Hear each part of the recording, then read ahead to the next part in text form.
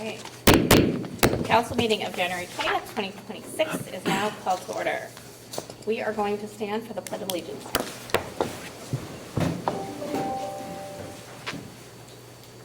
I pledge allegiance to the flag of the United States of America and to the republic for which it stands, one nation, under God, indivisible, with liberty and justice for all.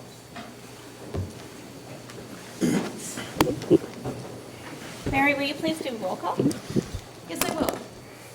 Councilmember Blush. Here. Councilmember Stearns. Here. Councilmember Onisko. Here. Mayor Sherman. Here. Deputy Mayor Sapp. Here. Councilmember Gilmore. Here. Councilmember Gutierrez. Here. Does council have any late changes to the agenda? All right, looks like Jay is taking over for Mark tonight. And council reports. Do our council members have any board reports to share? I do have board reports to share. All right. So I attended the county briefing on Monday the 12th. Dave Wyndham, Public Health, is working on scaling back the 5-year housing homeless plan and aiming to reduce the narrative to avoid budget constraints for the county. The plan will be sent back to the Housing Behavioral Advisory Board and online for the public to view. Also, they discussed repairs to Pantarian Cleaners downtown. It's having some issues. And also, they're talking to pursue some brownfield grants. It's an extremely contaminated property, and they were hoping maybe the city can join in the grant process down the road. I've been asked to testify on the Hill on a future kratom and nitrous oxide bill, and I'll wait for more information on that. I received an email from Public Health regarding proposed $50 million budget reductions by the governor to public health, and it's going to be some serious impacts. We should stay tuned and be informed for that. MACECOM meeting, they end up with a positive end fund balance of $241,000, and their ILA automatically goes to capital purchases, which is great. They have $220,000 in there, so that is going, and so the board authorized them to purchase the long overdue server replacement, which houses all of their applications, not exceeding $275,000, with coming back to the board with the increases. This will be housed off-site, not here at Civic Center anymore, so it'll take the stress off the cooling system here in the city. And there's also future work on a new local agreement with all agencies involved in MACECOM. And there's also an upcoming listening session in March for board members regarding live call systems. And also, I was selected last week as vice chair of both the governance board and the legislative board. Awesome, congratulations. I attended the criminal justice meeting with the mayor. Oops, I just lost my spot. Shoot. I attended the criminal justice meeting with the mayor. Public defense remains a concern. Lack of proper defense is going to be causing delays in prosecutions or any court proceedings. The jail population was 44 with no booking restrictions. I did mention the issue with recent arrest and housing difficult inmates. I was told it's under contract, and that's just the way it is. The Department of Corrections shared 3 releases with the board. All these crimes were out of our area, which is interesting, but they were all released into Shelton halfway houses of sorts. One being of concern, a gang member out of Tacoma, it was involved in a drive-by shooting. So, I mean, that's something I'd like to maybe investigate in the future, is why that's happening. Also, I attended Citizen for Shelton School meetings on January 12th. There's detailed information online if anybody's interested in learning about the levy. I also attended a Mason County Chamber event where our own Mark Ziegler was voted Boss of the Year. I think it was well deserved. I attended a Lions Club meeting yesterday. There was no county briefing on a holiday. Today, the county meeting, there was not much to report. There was a WSU extension brief to the county commissioners on a program where local teenagers took a course on dementia at WSU, and will be teaching a class February 4th and the 19th at the Griffin Fire Hall, Station 1. County auditor also briefed the commissioners that ballots went out today in the mail. And today I met with Mason County Public Health Ben Johnson, a Representative Griffey, over the kratom and nitrous oxide Senate House bills coming up.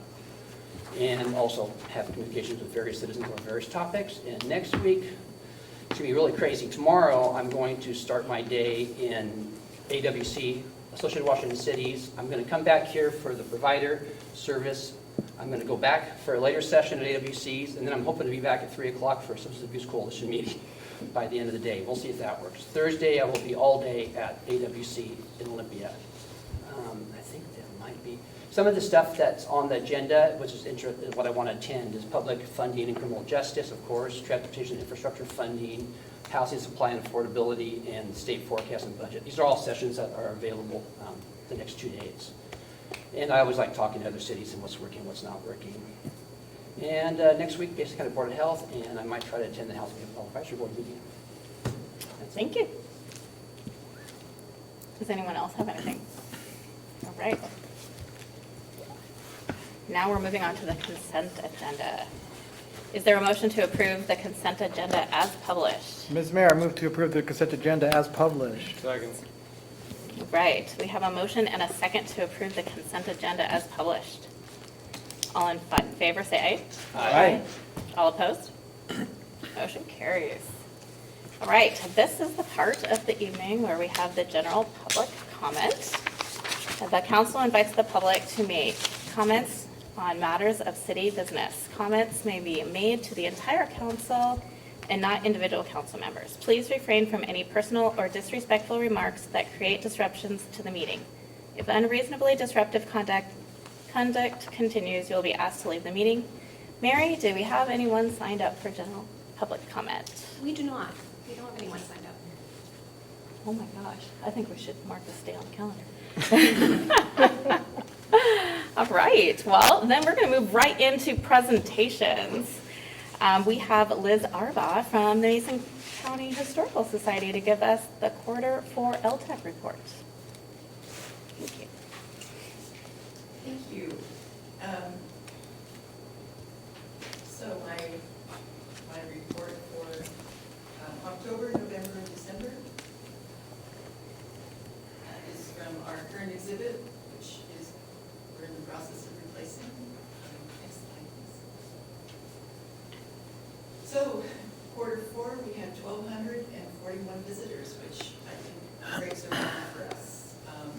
We had a fantastic December. We had over 400 people come in on the evening. Trying to remember what it's called, but it's like the first Friday. Yeah, so it was fabulous. Then we had, so I made a little map so you can see what states we have visitors from, and then what counties, those primarily this side of the mountains. Canada, Ecuador, and Mexico had people from there. But for the year, we had over 3,300 visitors, which 3,200 has been my goal for forever. So the fact that we've surpassed that makes me very happy. Next slide, please. So I was trying to do this Facebook stuff a little differently to make it make more sense. So this is my attempt. We had almost 30,000 total views on our page, or on our posts, 157% increase from quarter 3. 68% of those views came from non-followers and 32% from followers. We have, I think, we have something like 3,400 followers on our page. Photos always are what generate the most interest, and we have some great ones, so that's fun. And then our 3 highest performing posts, the top one had over 10,000 views. And it shows that the content is being shared and seen beyond just, the local community. Next slide, please. So our website, we reached 1,600 active users during the October through December, including 1,500 new users. This pretty much just shows that our website is fairly popular. The top content is the Atlas of South Puget Sound Logging, which is a book that we sell, the membership, and then the homepage, of course. Most of the people, I should say about a third of the people who arrived through organic searches. and it came primarily from Washington State, Seattle, Shelton. Next slide, please. We have finally reprinted Long, Long Ago in Skokomish Valley, which was written by Emma Richard it was published in 1964 originally. This is part of our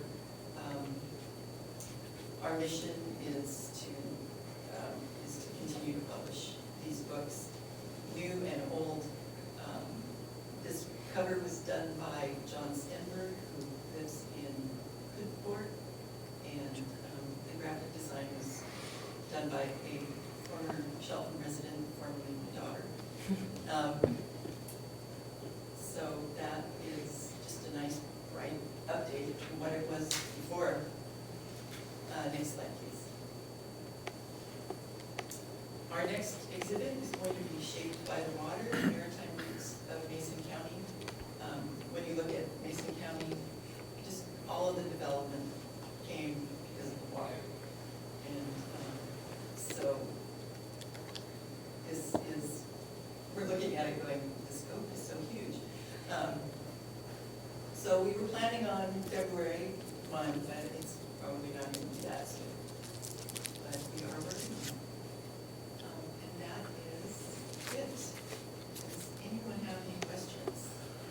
Just a comment about December was wonderful, and I really enjoyed the night out and being open, for you being open, and a lot of your stats come in December, and you're part of what makes downtown Shelton unique.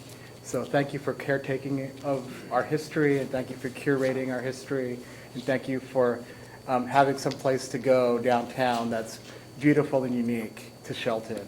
And once again, it really warmed my heart to be part of all the festivities at downtown, especially with young people and even animals. So, so thank you so much for curating, keeping it open, and just taking care of our history.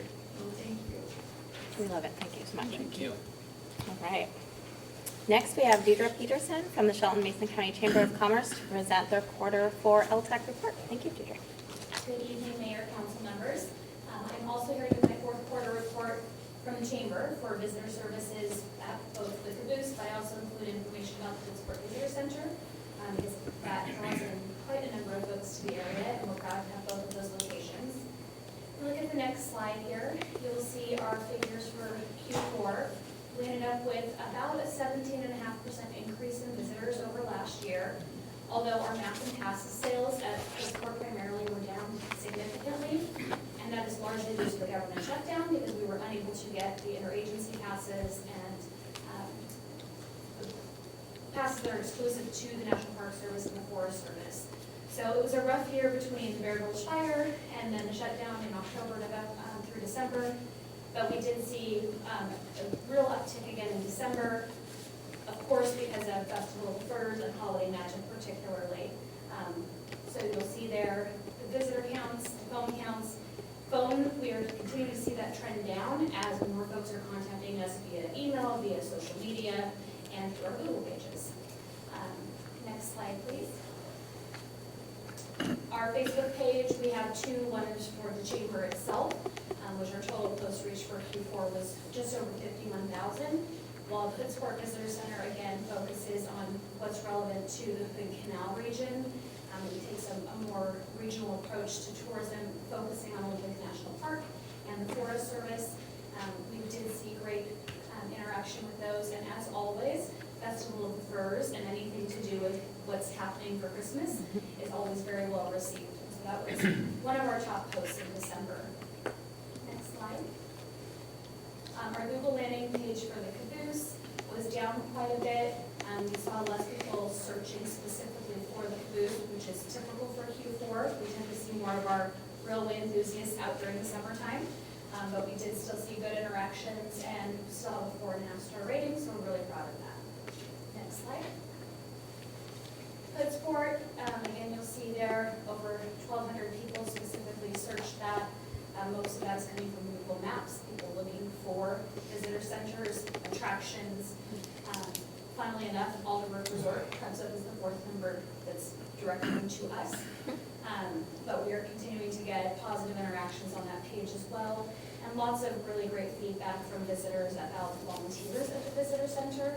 And so I'd just like to again shout out to all of the folks who keep that staffed during our off-peak season, which Q4 falls into.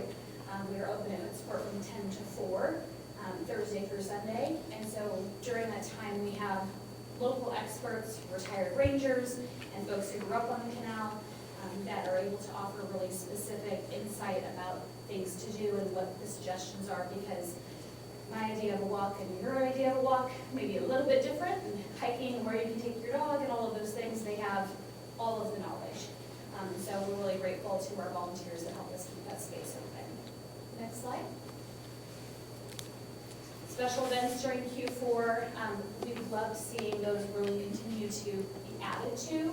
Downtown Merchants partnered with the Chamber to bring Halloween spectacular downtown. We did have the caboose open during that time.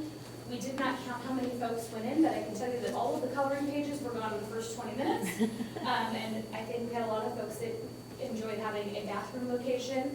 And so while kids were in climbing in the cupola and enjoying the space, we saw a lot of parents checking out maps to the museum and different things to do in the region. So hopefully when they have family coming into town for holidays, they can enjoy that space. Of course, Oyster Fest is a huge draw for the area. And we see a huge number of RV folks come into town. And while they don't specifically pay the hotel and motel tax, they do pay into our sales tax. So keeping those visitors entertained and trying to keep them through our local businesses is the absolute key for us during the Oyster Fest season. And then, of course, Holiday Magic and Christmas Town. So we were open Friday night until 8, and then again, Parade Day. And I think you'll see on the next slide a picture of the caboose all decked out for the season.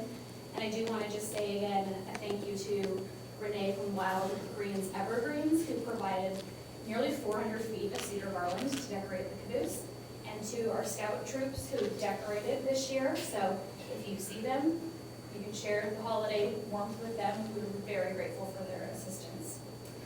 You can see here the types of visitors from Q4. So in-state, we saw a lot of folks from around the North Seattle area, Seattle, Port Orchard, Edmonds, Olympia, and out of state, California, Idaho, New York, Georgia, Florida, and Texas. And then that's looking just specifically at the caboose. And then residents, we saw an uptick in Q4 because of the Christmas tree passes that we got once everything reopened, and we're happy to get those out. So I think that is it. Next slide. Just a lovely picture of downtown, which the city put the glorious colored lights for us. And so any questions you may have on Q4 for the visitor centers the chamber provides, I'd be happy to answer. Thank you. Just one comment. In the reality TV show of Shelton City Council, my mom always watches all these, so you're like her second favorite character. So the first favorite, of course, probably me. But she just says how professional and smart and sharp you are, and I'm glad you're in your position working on us for all the downtown and Shelton activities. So thank you. We at Chamber are really blessed to be able to enjoy the partnership with the city and the county to provide these services. And I'm really thankful to have the support and partnership of not just the city and the county, but our tourism partners. So thank you all for the opportunity, and I appreciate it. Thank you. Thank you. Appreciate you. All right, moving on. Chief Colstead will now present the 2025 Officer of the Year. Pretty big deal. Deputy Mayor, Deputy Mayor, council members, actually, Captain Dan Patton is going to introduce our officer of the year. I just want to thank Captain Patton for all his work when it was coming to our nominations. He did all the hard work, so I'm going to let him introduce. Awesome. Thank you, Chief. Mayor, Deputy Mayor, City Council, this is probably the funnest time of the year for the Chief and I.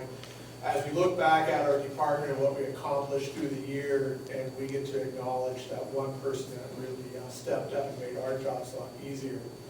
When you walk down the inner halls of the Shelton Police Department, on the board we have plaques going back more than 20 years of our officers, and brings back a lot of memories. So to have your name etched there is really important. To have it etched 3 times is probably even more important. So I'm going to invite Sergeant Chris Downs up here. Our process is that one of our employees has to nominate an officer, and then from there we may take a vote or we'll look at all the nominations. This year it was incredibly easy because you see Sergeant Downs got about 75% of the nominations. And these are nominations from his peers, not from the chief and I. These are the people that directly work with Sergeant Downs, and they respect him. He's been placed in a lot of difficult positions this year. He took over our detective division, on top of that, a lot of admin work. And in the last quarter, I found this awesome class for him, this command level class.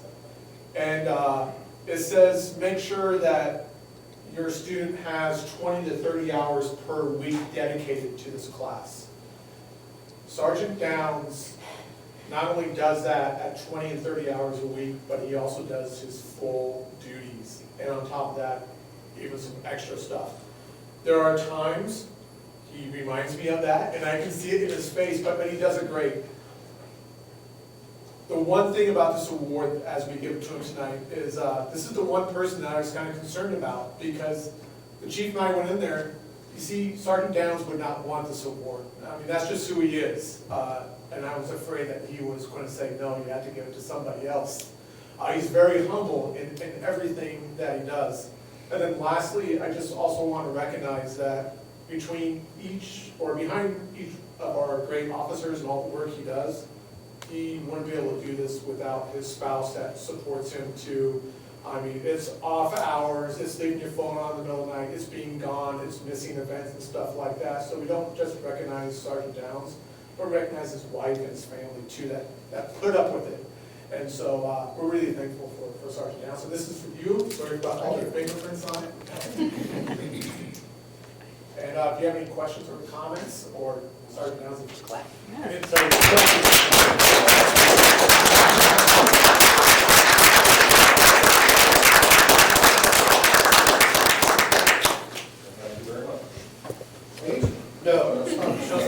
Thank you for your service and dedication. I know those extra hours on top of your job must be excruciating, and like they said, thank you to your family too. Excellent work and congratulations. It's the greatest compliment to be elected by your peers by such a wide margin, so thank you. Thank you for all your hard work. Thank you. Congratulations. All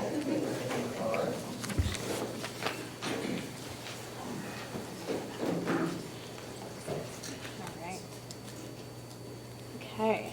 Assistant Public Works Director Aaron Nix has information for us about the Schneider Geospatial Asset Management Software Purchase Order. Did I say that right? Mayor, thank you. Deputy Mayor, Council, thank you. We spent a lot of time last year basically evaluating our GIS system, what we have and what we need in the future.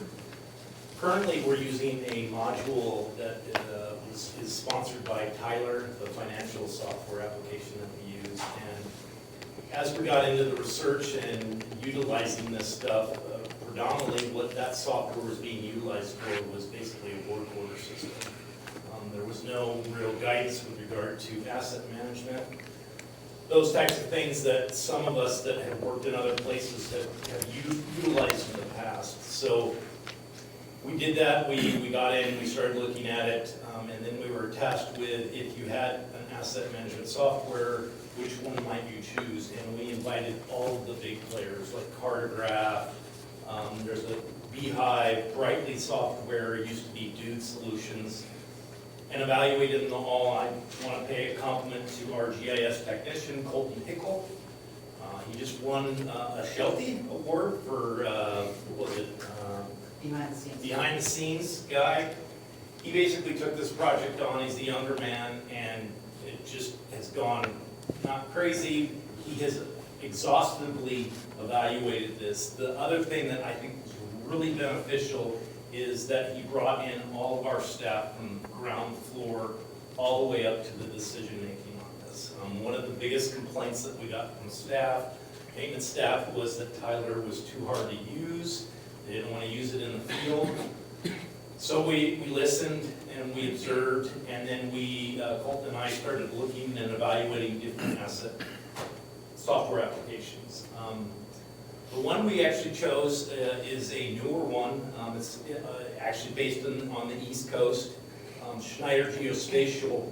Ironically, the person that found that course was our mechanic, who actually went to a snow plowing event in Minnesota, and there was a seminar there, and this outfit was there. got their information, brought it back, and we were really impressed because it covers all of the maintenance areas within the city. So fleet, water, sewer, storm drainage, all of that's covered. The other real benefit that we got, at least in the meeting, we met the president and the creator of the company. His role right now is actively, they go back to the people that are using the software and they ask them, what is the best thing that we can do to help you make this more efficient, more effective? And they actively have working groups that do that for them. The real benefit that you're not going to see from a Tyler software is the application actually has SOPs built into it. And because of that knowledge base of understanding full service cities, they were very conscious, and a lot of the stuff that we had to build in Tyler, they already have prefabricated for us. So it's just a matter of switching over. The other real benefit is that it's easy to use on a tablet. We also have the ability to do as-builting, which we did not have before. And if you talk to anybody in Public Works with regard to GIS, our problem is our data sucks. And I mean that respectfully. It is not good data. And what we've actively been doing is going out and doing broad shots ourselves of getting location data for this. As an example, Colton and I go out usually on a Thursday afternoon for an hour or two. We've pretty much covered all of downtown with the water system. So that's valves, hydrants, everything. We need that updated. So very long-winded, and I apologize for that. Our desire is to move forward with purchasing the Schneider Geospatial software. It will provide us a lot more efficiencies. Another real benefit that we liked is it will actually predict and tell staff when things such as very complex sewer infrastructure, when and what needs to be updated with regard to maintaining it. So that is, we're trying to get away from, and you guys know this, we're reactionary. If a water line breaks, what are we doing? We're going out and fixing it. The idea with this is we will now have the ability to, based on the recommendations from the software, of course, we're still going to use engineering and tuition and those kinds of things, but it will directly tell us what the issues that we need to look for and what we need to maintain, which is half the battle, you guys. The reality is that's the half the battle. So two things that really convinced us to move forward with this is the cost. It was a midline software application. It's not top. Cartograph, you're looking at $80,000, $90,000 a year just to use that software. This has an initial implementation fee of about $30K, and then the annual subscription is $26,000. We think we were spending about $10,000 for the Tyler piece. So it's a little bit of an increase, but I'm telling you, it's going to be a phenomenal benefit for our people, just because they're going to have more confidence, and we are going to attack problems. Ultimately, that's the desire, attack problems before they are a problem. We will proactively go out and fix water lines before they break, that kind of thing. So with that, I'm just trying to introduce this to you guys. We had budgeted for this in this year, which you approved, and I'm hoping just to elevate this to the action agenda, maybe next meeting if we can, if you're agreeable. And I'm happy to answer any questions that you have about this. Right. Can we get a reading of Resolution 1426-0126? Resolution number 1426-0126, a resolution of the City of Shelton, Washington, authorizing the city manager to execute a purchase order 26-04 to purchase Schneider Geospatial Asset Management Software through a Sourcewell Cooperative Agreement number 2438 with Schnei International Corporation. Sorry, that was a mouthful. The thing I didn't neglect to tell you guys is this is on a Sourcewell contract, so we're getting the best price we can for this. Instead of just going to the open market, we actually have a Sourcewell contract that will help us keep the cost down too. Do we have a motion? Ms. Mayor, I move to place resolution number 1426-0126 on the council's action agenda at the February 3rd, 2026 meeting for further consideration. Second. That's the wrong one. We're one up. One, Yeah, I think I put the. Schneider? I had a typo. is it 2-1 or 2-6? On here, I've got On the 2-1. resolution, it says 2-1. I can double check. I can double check. Okay. That might be a close. All right, so I do have a question. So right now you say it's about 26 a year annual. Is that locked in or is there, It will adjust with inflation, so you Okay. probably look at a 3%, 3 to 5% increase each year. good to know. It's the way that will function, unfortunately. Appreciate staff going out looking for software. We've actually invested a lot in software over the last several years to make it easier for staff and the community to do things, building permits and the SCADA system, so staff don't have to be at the plant 24 hours a day, and obviously this is going to help be proactive and stuff, so I appreciate that. Yeah, I'm just very enthusiastic that we're not spending money on repairs, but in fact saving money and by investing in something that can help predict future maintenance. I agree. I'm glad we're One going to other be, thing that I'd like to mention on that is the institutional knowledge. We have a lot of people running around, work here 20, 30 years. You take Todd Rhodes, Matt Deemer. These people know a lot. This system is going to take that information and we'll be transferring it from them into the system. So if you look at like a water line break you were talking about, you can go to the system and say, hey, in the last 6 years, we've been in this area 8 times. It's time to replace that water line, right? So the institutional knowledge and getting it into this system is really a big, big win for us. And it helps train our people a lot more efficiently. And thank you for the research and getting a really good price. Absolutely. That was one of the key factors in this, you guys, because there's some expensive software out there. all right, so Do we need to solve the number? 2-1 or 2-6? We need to solve them 2-1. I'll have to look at 142601. my resolution folder, my resolution number folder, and see which. So Are we When it ready to comes move forward? action, I will make sure the number. then I'll second the motion. The then. All right, total thank you. is the- It just said. Erica's seconding the motion. It's all the- but I- All right, all in favor, say aye. Aye. All opposed? Motion carries. All right, next, Erin will present information about the railway removal project. We're very excited about this, guys. We've had some issues with local programs at WSDOT and getting some approvals moving forward. I submitted this supplement. In essence, this is the railway project that we had talked about, that are removing the rails. One of the issues that we did not predict was that one of the mast arms of the old railway actually sits on private property. Typically, all that is kept in the right-of-way. In this particular instance, it's one of those mast arms. It's down on a highway, State Highway 3 in Park Street right there. You'll see a mast arm out in the woods, or not in the woods, more towards SPI. That's actually on their property. So what that does in the federal financing world is it makes your life chaotic and crazy. So by avoiding it, you have to go, typically, if there are right-of-way issues, you have to go through the certification process. And we were hoping to avoid that.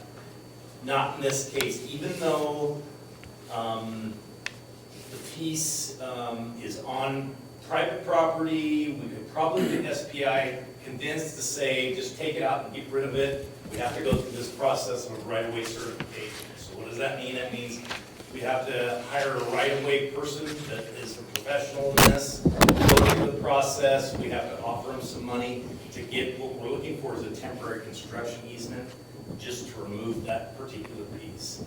I tried, I said, please, come on, man, you just let us move forward with that. Absolutely not. Sign, cross T's, dot I's, that's their attitude. So unfortunately, we do need to go through that. We do have to utilize a little bit more money. But the desire with this is the little $20,000 of additional money will allow us to get this thing constructed. Our desire is to construct this in June, you guys. So we are fast-paced. This is old money, and we want to get it done. So I bring that forward to you. I have submitted this to local programs, and basically they've given the okay once we decide we want to proceed with this. Again, the desire is, we're going to be removing railroad tracks on 3 locations, Park Street, and what's the other one out in the county? Yeah, Holbert That's Road, and then there's one on 7th that's going to be removed. So happy to answer any questions for you guys. Again, we've got this prepped and ready to go, and they've agreed to do it, so we want to proceed with this. All right. Can we get a reading of resolution number 1427-0126? Resolution number 1427-0126, a resolution of the City of Shelton, Washington, allowing the city manager to agree to supplement one to agreement number 25-002-PSA with Pertee Inc. for a design contract adjustment for the continued professional services work on the railroad crossing closure project, once the supplement is approved by Washita Local Boroughs. All right, do we have a motion? Ms. Mayor, I move to place resolution number 1427-0126 onto the council's action agenda for further consideration on the February 3rd council meeting. Second. All right. Does anybody on council have questions or comments regarding this?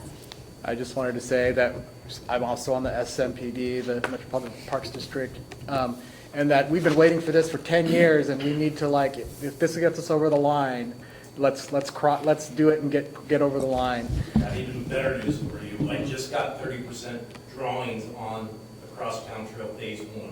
Oh, awesome. So, diving right into Phase 2, I'll have that ready within the next couple weeks, and then we'll design the rest of it. And the Crosstown Trail will be such a piece that will draw people to this I know. town and get us walking and out of our Yes. cars and going from park to park. So this is something that's exciting, but it sucks that we have to do this now and add extra money at the end, but I think it's really important that we do it. How are the steel prices going? They've gone up at all? Actually, you know what, you say that, I know were saying that, but we just found in that tank that we just did, that we just had a pre-con for the NBR tank that's going in the half, 500,000 gallon, and it actually came in under what the engineers estimate was right under $1 million. So the steel's, It's not, it doesn't appear to be impacting that at this point yet.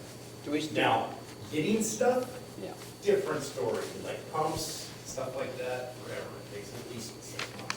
Do we still plan on saving some of this stuff for the Historical Society, maybe?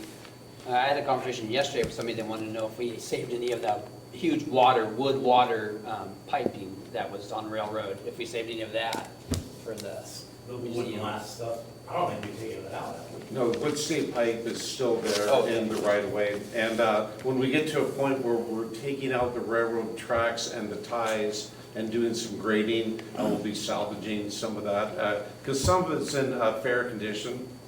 So it's a wood state pipe. Like 3 feet, wasn't it? And they have this ring that goes around it, that's made out of iron, and then the oak pipe was in it, or cedar or oak, I'm not sure which. We can go look, because I actually have one in my office, but it swole up when it was wet, right? And that's what would seal it, yep, That's amazing. This is amazing. yep. The other thing I just want to quickly say about this, in the 30% review that we had today with the company, they actually gave us some wayfinding. It's purely railroad focused, and it's so cool. So I think, agreed, that we want to keep on that focus. We already have the rail piece. It's going to be awesome. So anyways. All right, did we have a second already? Okay, sorry, I just couldn't remember it. All right, since we have that, we have a motion and a second to place resolution number 1427-0126 onto the council's action agenda for further consideration at the February 3rd, 2026 meeting. All in favor, say aye. Aye. All opposed? Motion carries. Thank you,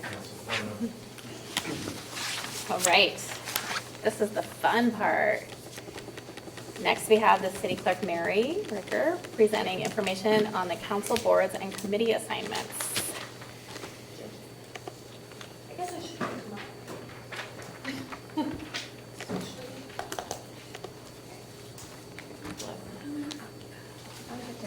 Come over here. Hi, good evening. So it's a new year, which means that it's time for you all to review the boards and committees that you're all currently assigned to. Different nonprofits, public agencies around the community ask for your participation on boards and committees. In your packets, you had a list of what committees you all are currently assigned to. I know Mark has heard from several of you about changes that you all would like to make, so I have a more updated version, I think, than what is in the packet, but I suppose if there are any changes that you all know about tonight, let me know. I will continue updating this list, and then when it comes to action, hopefully we'll have a list that matches the committees that you all would like to be on. So I'm not sure how to best go about this, but if any of you have anything that's pressing, let me know about committees that you'd like to change. I mean, I don't know, this one on here is wrong, but Yeah, yeah. I guess maybe I should go through my more updated But, one. I mean, I could tell you, that I like to keep the two boards that I'm on MACECOM, and I'm on the Board of Health. I'd like to keep those. Yes, the mayor stepped up last year and did take my Board of Health position and was very, very involved in making, and I think it's really passion of his. So I'm okay with sticking with the Shelton Metropolitan Parks District and the Memorial Park. If something opens up, I'm always available. We'll ask me and we'll see if we can work it out. I can't do the BRT PTO anymore. It's on Fridays. I have another meeting that kind of conflicts with that one. So I'm open to any one other one. If anyone wants to take on- What time is the Friday one? It's like Which one was it? Oh, the Peninsula Region. 12. Yeah. And they meet on Fridays, that's right? It's like it's Third quarterly, Friday, but yeah, Alternating months, okay. yeah. Does anybody else want to take that one? I mean, I can take it if nobody wants it. I mean, that's fine. But just if anybody wants it. I'd be open to it. Okay. Let's put Tom in that one if that's And okay. if you get home tonight, you're like, oh, I took on too much. That is more. Staff also sits on the technical advisory committee for that as well, so happy to talk to you guys about it if you need any thoughts on I that. actually think Tom would be a great asset to that, being that he's familiar with the state and all their fun stuff. I would like to stay on the Housing and Behavioral Health Advisory Board. Oh, I'm sorry, Mayor, LTAC goes to the mayor. Okay. And it's once a year, and it's, Oh, perfect. we got it down to one-day meeting. If You you're, get to if you're work with tough, the best department, the city clerk's office. yeah. And if you're tough, you can do it one day. Awesome. It's a full day, but sometimes they'll try to make you go along with it. All But right. yeah, so that does go to the mayor. Looking forward to it. And then also, I'd like to keep the Mason County Criminal Justice Working Team. It works really well with my schedule. Then, I think, Melissa, And are I'm you good happy keeping with the, that? yep. Perfect. And Tom, it looks like I have you as MTA? Yeah, Okay, good with that. Perfect. Okay, that's everything that's on my list, you know, I was unsure about how this was gonna go. There we go, that was actually really easy, so, cool, I'll get these together, more updated, and you'll have that. I mean, are we all in agreement? Action. We're all in agreement. Should we go ahead and do alternates at some point also, though? Oh, that's. up to They you. actually Right. have to Get be it all approved to the- with that whatever ILA we have. So I've actually worked on that with Lindsay's board. I don't think they haven't done that yet, have they? Not yet, but we've discussed it. Yeah, they have to, it has to be on both sides of the ILAs of why we're on those boards. But yeah, we could do alternates here, but I don't know if it's legal on their side to vote. I'm not sure, that would probably depend on the board. Okay. Yeah. So yeah, I mean, do you want to do that? Just, and then we can talk to each of those boards, whoever's on those boards. Yeah, I don't think it's a terrible thing to have an alternate just in case somebody's unable to attend. Okay, so should we, I'll just go down the list maybe and we can see who's Yeah, interested in that's- being, okay, yeah. so, the criminal justice working team, I usually attend with okay, the mayor. I can back her up on that if she needs it. MACECON legislative and governing board. I'd like to take that on as an alternate. The left board, I will be the alternate on that one. okay, Who's on the left board? Melissa. Oh, okay. Board of Health. I'll be the alternate for that one. Okay, George. The Mason Transit Authority, it looks like they have a regular and a joint meeting, so. I'll take the alternate for that too. Okay. Good job, George. PRTPO. I can, oh, go ahead. Miguel. I can do that.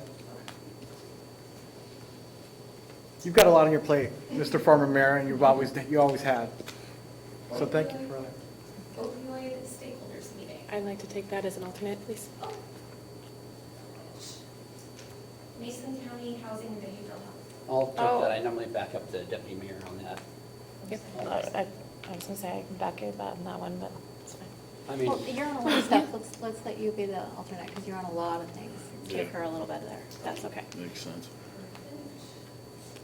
And the Shelton Memorial Park Board. My only question is, there's like a question mark here on the times and everything. I wonder if Councilman. Yeah, they're quarterly on Wednesdays. Quarterly on Wednesday. Are they mornings or afternoons? Afternoons. Afternoons. I do attend those Do meetings. you have a timeline on it? Usually they're between 3 and 5. Okay. I can be an alternate on that. Okay. Yeah. That's fine. And maybe I can see if I can come down more. And Commissioner Netherland is also on that board. Okay. Okay, that's alternates for all the things that I think there can be alternates. That's perfect, not too painful. We knocked that out. Awesome, thank you. I feel much more comfortable having alternates in case something Yeah, happens. absolutely. Everybody needs to take that to their board though, make sure that this ILA is all fixed up and stuff. All right, Thank you very much. thank you. So, do we have a motion? Oh, shoot, do we need a motion for that? It's right here in blue. Oh, You need to move it to action. oh. Right. Said I move, So, I move to the action agenda of, what is this? What's next date? February 3rd. January 3rd, February. board assignments. Sorry. I don't have it in front of me. Well, February 3rd. All right, do we have a second on that? Second. All right, we have a motion and a second to place council boards and committee assignments onto the council's action agenda for further consideration at the February 3rd, 2026 meeting. All in favor, say aye. Aye. All opposed? Motion carries.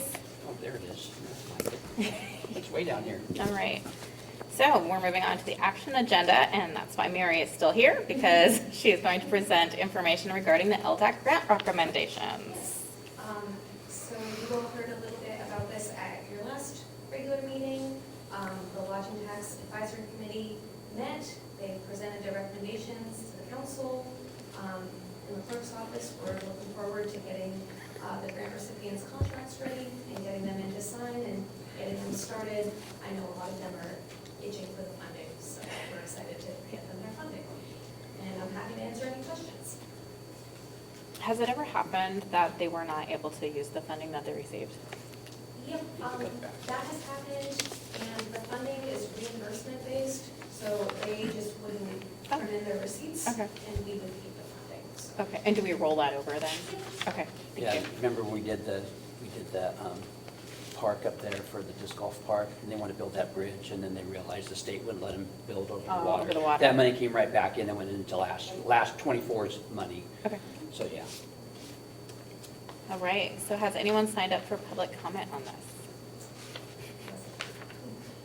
All right, you're gonna have to put on your other hat here. Run. Gordon, you don't want to speak on this issue? All right, can we get a reading of resolution number 1424-1225? Yes. Resolution number 1424-1225, a resolution of the council of the city of Shelton, Washington, adopting the recommendations of the Lodging Tax Advisory Committee for the distribution of 2025 lodging tax funds. Do we have a motion? Ms. Mayor, I move to approve resolution number 1424-1225, the Lodging Tax Advisory Tourism Grant as presented. Second. All right.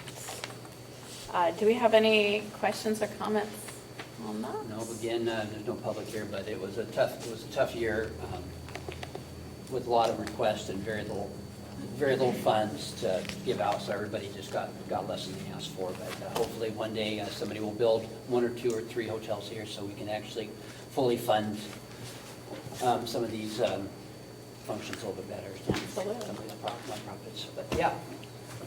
I'm just happy that we're supporting something for downtown and keeping Shelton unique by supporting these measures. So I just want to thank the council for all this, all knowing that how important this is for our city. So, and everyone out there, like, this is something that makes Shelton unique, and what's such a great place to live is our downtown, and supporting downtown is a big priority for this council. So, All right. We have a motion and a second to approve resolution number 1424-1225 as presented. All in favor, say aye. aye. All opposed? Motion carries. All right. Missing a page or something. Okay, I think we are on to Parks and Rec. Is that right? Yep. All right. Parks and Rec Supervisor Jordan Crumples providing information about MACECOM lease update. Thank you, Mayor and Council. I'm bringing back to the MACECOM lease from 2 weeks ago. No changes have been made. If approved tonight, this will go in effect starting tomorrow, but technically the first payment would not start until February 1. And it would, as of right now, it's only going to the end of 2026. If there's any changes, we'll bring it back to you again at a later date. Otherwise, any questions? No, not for me. Do we have any public comment for this one? No, nobody signed up for that? All right. Can we get a reading of Resolution 1416-1025? Resolution number 1416-1025, a resolution of the council of the city of Shelton, Washington, updating a lease agreement with MACECOM. All right. Do we have a motion? Ms. Mayor, I move to approve resolution number 1416-1025 as presented. Second. All right. Does anyone on council have any questions or comments about this? No, just, I'll be voting for it. Last time I abstained, and I was told that since I'm not financially benefiting from it, that I can go ahead and vote on it, so I'll go ahead and vote on it this time. All right, sounds good. Is this one similar to last year's where it's severable when they decide to move? That's correct, yeah. The only main changes that we made were the price increases from the previous years. Otherwise, everything else is the same. All right. We have a motion and a second to approve Resolution 1416-1025 as presented. All in favor, say aye. Aye. All opposed? Motion carries. Okay, moving right along now. We have Senior Public Works Technician Jared Scheppenhauer regarding the SCADA support and integration services. Thank you, Mayor, Deputy Mayor, and council members. I am bringing to you the SCADA support and services contract that was presented to you by Brent Armstrong at the last meeting on January 6th. We put out a RFQ and received one consultant, which was Parametrics. Nothing has changed since then, and we would like to proceed pending your approval. Do you have any questions? Has anyone signed up for public comment? No, we don't need one. All right, can we get a reading of Resolution 1425-1225? Resolution number 1425-1225, a resolution of the city of Shelton, Washington, authorizing the city manager to execute professional services agreement number 25-019-PSA for SCADA support and integration services. All right, do we have a motion? Ms. Mayor, I move to approve resolution number 1425-1225 as presented. Second. All right, do we have any questions or comments from the council? Thank you for all the work you've done in the past, and this is a great upgrade, and we need to keep supporting our public works and keeping our commerce going and our water flowing. Thanks. All right, we have a motion and a second to approve resolution number 1425-1225 as presented. All in favor, say aye. Aye. All opposed? Motion carries. And I guess we're already on to the city manager report. Here we go. Yay. Yay. Good evening, Mayor, Deputy Mayor, Council. Jay Harris, your acting city manager. And so this is going to be more of a public work-ish type of city manager report. So with the dry weather, we've been out grading gravel roads. Like at Puget was one of them that sort of steep, washed out. We got some good public comments about that because usually we don't get to it this early during the winter. Been out doing some potholing too.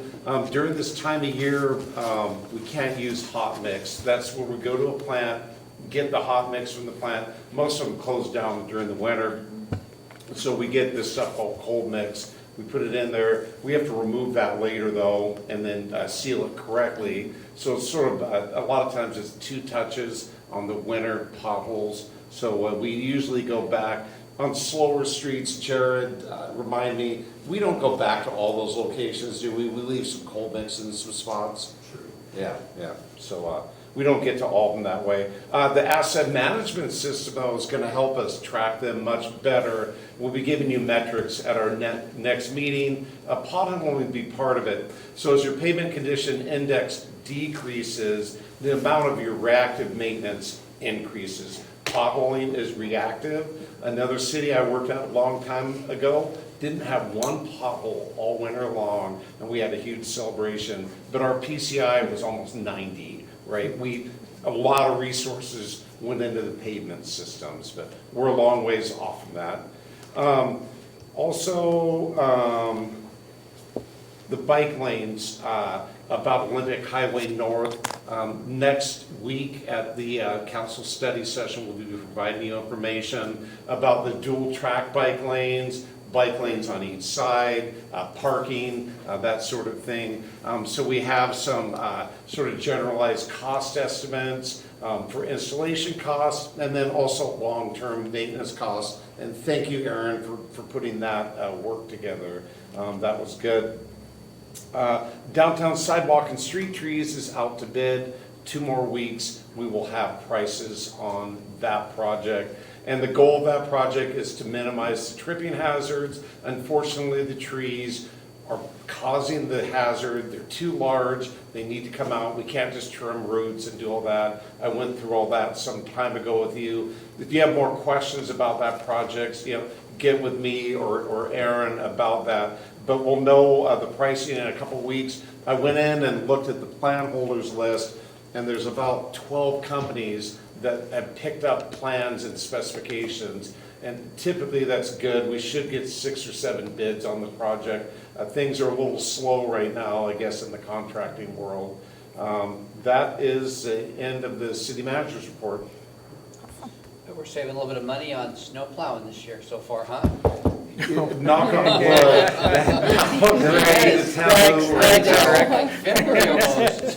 But, since I've been here 6 years now, and when I first started, we had winters that were quite a bit worse. And this is one of the rainier / dry spell now. And then you go out on the long-range weather forecast, and it's looking a little warmer and better. It's a little bit of rain, but we're doing good. Now, we did have the flooding event, but other than that, we're doing good this winter. Now, if you go up to the mountains, though, that's a problem, right?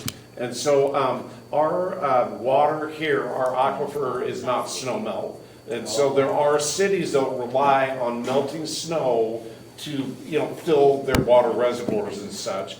And so we're not that, we need rain here. And we're doing okay on our rain amounts. Not recently, but for the whole winter, we're doing pretty good.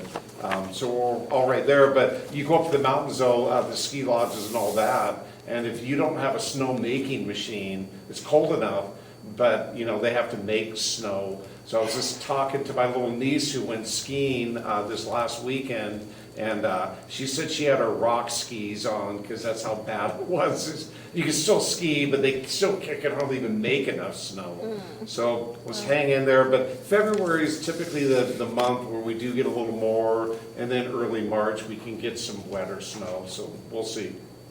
So it's been frosty lately. Are there any patches of like black ice or places that are dangerous? And do we salt those locations or do we? Yeah, when we think there's going to be a little bit of precipitation, we'll go and we have a salting machine and we'll put down some solution on the roadway too. Those are those little like dribble stripes that you see on the road. We'll do that if we think it's going to be a night of heavy frost. So we're on that pretty regular. But we did have they call it a flash freeze. So it happened here downtown. We came down Highway 3 and the fog had flashed and frozen, and it was an ice skating rink down here for just a few hours, and then it was gone, but it was only in a really localized area. So, you know, I urge everybody, when it's below 32 degrees or hovering around there, just watch, because you don't know what's around the corner, because sometimes you can go into a dip where there's more fog, and it got cold, and it froze down there. So just be careful during the winter months. Yeah, on frosty mornings, remember to make sure to leave a little time to defrost your car before you head out on the road. Yeah, and good tires are key, right? So run good tires, not Super Bowl, if possible. Well, thanks, Jay, that we're thinking about that and that you do salt it and you predict that, so thanks. And the county does the same too. And WashDOT does the same. So you see a lot of people out. So when you see the stripes on the road though, that's the de-icer. So when snow hits it, when it thaws out, it mixes and it's hard for it to refreeze on that first refreeze, right? So on the second or third, it gets watered down, and it's hard to reapply if you have a bunch of material there. But on the first one, and it's actually easier for our plows to get the snow up off the road. It doesn't stick as hard also. Fun. Do your plows have room for a passenger? We do. We actually do. We usually run two people anyways. No ride-along. And the reason is one person is watching, and sometimes you have to back up, and they're making sure the driver isn't falling asleep, and that sort of thing. So we usually run two-person teams, because it could be 2 a.m, right? And you're tired. And so we run usually 4 to 6 hour shifts. You're rotated off. The second will run, you sit in the seat, and that sort of thing. But we try to keep fresh drivers, fresh people, because when you're running a big dump truck with gravel and a sander and a plow, there's a lot going on, so. All right, definitely, thank you. All right, well, it looks like our next meeting is scheduled for Tuesday, February 3rd. Yes, sorry, I You're fine. messed up the 2026 at 6 p.m. And we also have a study session for January 27th at 6 p.m. All right, perfect. And this meeting is adjourned at 7:02.